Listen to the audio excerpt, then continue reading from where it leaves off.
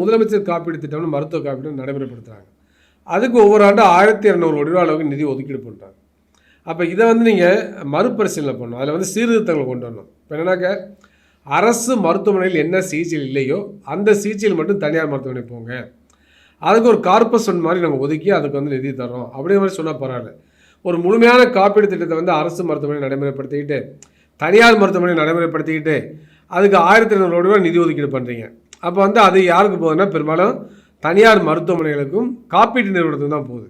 அப்போ அந்த தொகை நேரடியாக அரசு மருத்துவமனைக்கு ஒதுக்கினால் நீங்கள் இன்னும் புதிய மருத்துவமனைகளை உருவாக்க முடியும், மருத்துவ கட்டமைப்பை உருவாக்க முடியும், தற்காலிக ஒப்பந்த அடிப்படையில் இருக்கிறவங்களை நிரந்தரப்படுத்த முடியும், அரசு மருத்துவர்கள் கூடுதலாக ஊதியத்தை உயர்த்த முடியும், புதிய பணியிடங்களையும் அரசு மருத்துவர்கள் உருவாக்க முடியும்.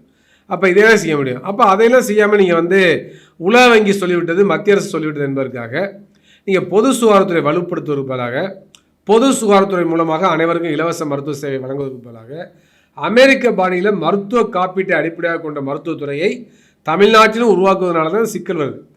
அப்போ மருத்துவ காப்பீட்டை அடிப்படையாக கொண்ட மருத்துவத்துறை உருவாக்குவதன் மூலமாக நீங்கள் ஒவ்வொரு ஆண்டும் 1200 கோடி ரூபாய் தனியார் மருத்துவமனைகளுக்கும் காப்பீட்டு நிறுவனத்துக்கு கொடுக்குறீங்க. அப்போ கொள்கை மாற்றம் அவசியம். அதான் நாங்கள் திரும்ப திரும்ப சொல்கிறோம்.